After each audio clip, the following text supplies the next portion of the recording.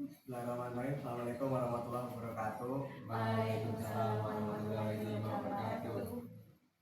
Ya, perkenalkan nama saya Muhammad Ridwan.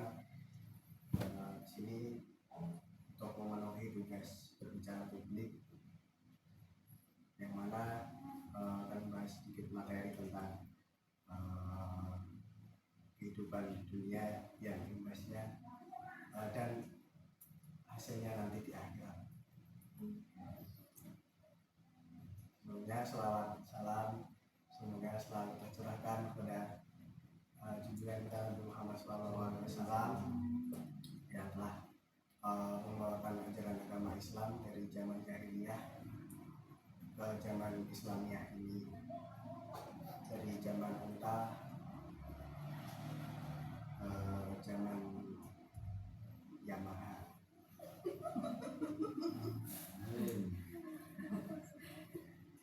Kemudian pada langsung saja ke ide pembahasannya sesuai judul tadi, bahwa kita hidup di dunia ini nanti akan dimintai pertanggungjawaban di akhirat sesuai apa yang kita lakukan di dunia ini, sesuai dengan dalil bahwa adunnya mazra'atul akhirah, yang artinya dunia itu adalah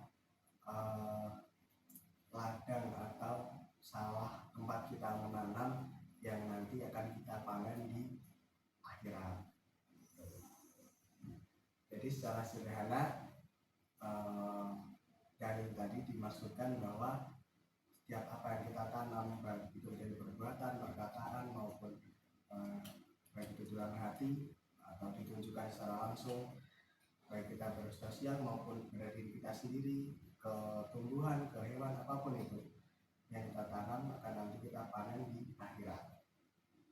Ada satu cerita di mana hidup seorang raja yang kaya raya, tapi di sisi lain dia juga bijaksana, dia juga bertanggung jawab kepada rakyatnya, mengayomi dan lain sebagainya. Nah, dia punya satu ide yang bisa dibilang kayak susah ditebak lah.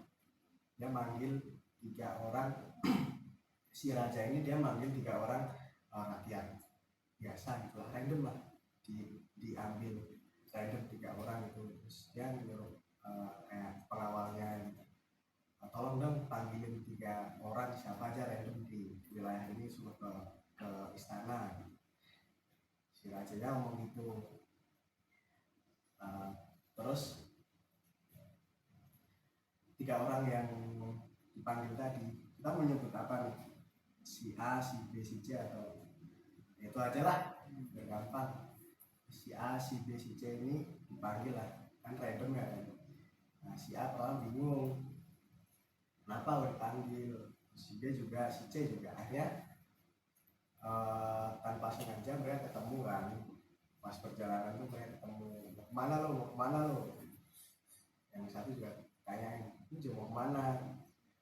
Tuh kan, akhirnya ketemulah 3 orang ini tuh.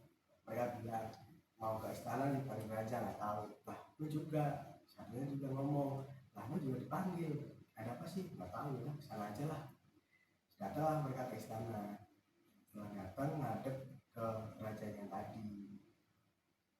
Dan ketemu, si raja ngomong gini, makasih udah datang ke sini, udah mau menerima panggilan saya, udah memenuhi panggilan saya. Sebenarnya saya nggak ada maksud apa-apa, cuma mau ngomong ke kalian, tolong dong, kalian kan punya mata pencaharian, ntar kalian kumpulin apapun yang kalian punya selama seminggu ini, saya kasih waktu seminggu, kalian kumpulin apa yang kalian punya, apapun itu, ini ntar saya kasih karung, ntar seminggu lagi kalian balik ke sini, bawain semuanya apa yang kalian punya.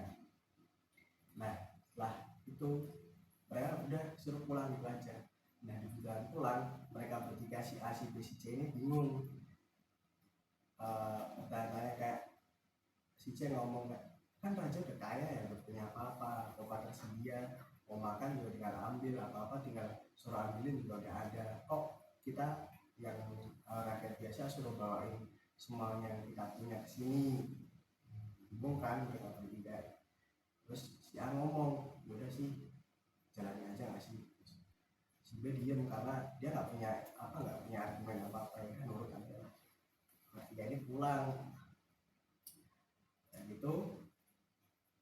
Kan mereka dikasih waktu seminggu buat ngumpulin apa yang mereka punya kan, buat nanti dimasukin karung terus dikasih ke raja sesuai perintah tadi.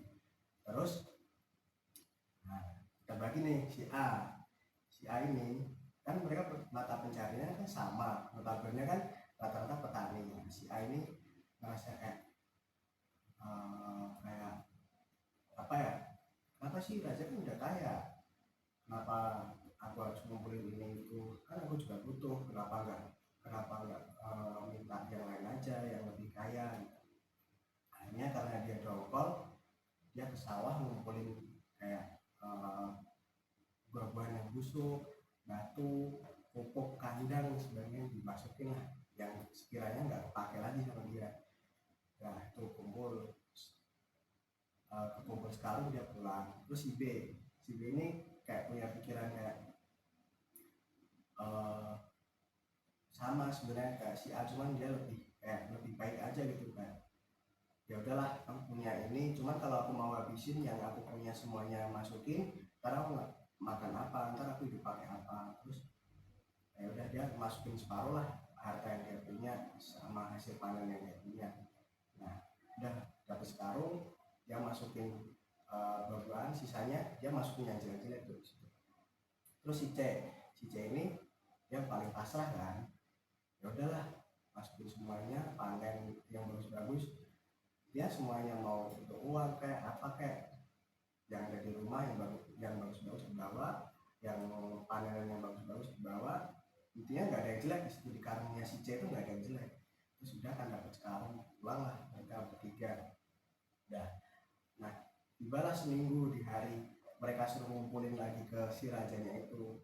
Akhirnya si pengawalnya itu manggil satu-satu, ini udah seminggu, kalian mau datang apa? Ya udah mereka datanglah bertiga ke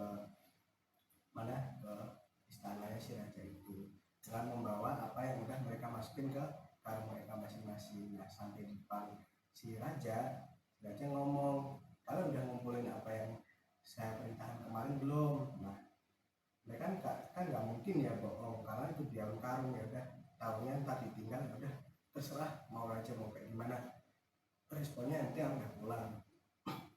Ketika ditanya kayak gitu, mereka sontak jawab, ya udah kok kami masukin semuanya, kita punya hasil panen dan lain sebagainya gitu.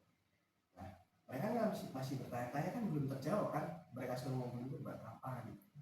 Nah sampai satu ketika si raja itu manggil pengawal lagi, pengawal sini kenapa gitu.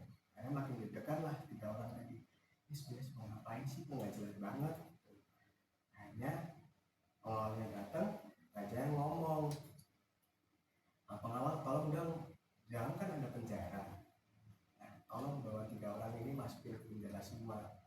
Terus nanti gimana? Ya udah nggak usah kasih makan kan, mereka udah bawa bekal masing-masing. Udah akhirnya mereka bertiga dimasukin ke penjara satu-satu gitu, kayak kamar ini lah satu. Terus si A baru sadar, anjir kenapa ini ya, kenapa masukin yang apa namanya, ya kan dia kesel ngumpat aja. Kenapa masukin yang jelek-jelek ya kemarin, kenapa nggak masukin ini, terus apa ya udah karena udah pasrah. Si B juga ya aman lah, masih bisa buat stok berapa hari yang bagus-bagus. Nah si C ini yang beruntung, dia ngerasa lebih, akhirnya nggak sia-sia aku ngumpulin yang bagus-bagus, yang punya yang baik-baik lah intinya. Akhirnya kamu bisa ya seminggu cuma pindah hidup doang ke sini, ya yang ngasih makan kan aku udah bagus-bagus lah. Gambaran dari tadi itu kayak gitu, jadi kayak kita tuh dibawa karung, terus intinya di dunia ini tuh selalu nyari yang baik-baik, soalnya ntar di akhirat kita yang bakal manen apa yang udah kita tanam sendiri. Nah, itulah ya, potongan dari cerita yang enggak sedikit nggak jelas ini, tapi semoga kalian semua paham, saya juga paham harusnya. semoga kalian juga bisa sedikit tersentuh hatinya. Seneng banget sih kalau aku. Walaupun saya juga baru menyadari aja kok bisa ya saya ngomong kayak gini. Itu saja dari saya, makasih waktunya udah meluangkan waktu buat dengerin dia dulu. Semoga ada manfaatnya buat kita, buat kalian, buat saya. Ya sedikit banyak sejajarnya selakon-lakonnya kita hidup, nggak mungkin kita akan kayak gini terus. Pasti ada sisi baiknya juga. Dan nggak tahu ntar besok dicucinya di mana kan kita nggak tahu. Entah kita masih punya kesempatan buat cuci semuanya di dunia, atau ntar kita udah nggak ada terus dicuci di air kan kita nggak tahu. Itu saja. Assalamualaikum warahmatullahi wabarakatuh. Waalaikumsalam warahmatullahi wabarakatuh.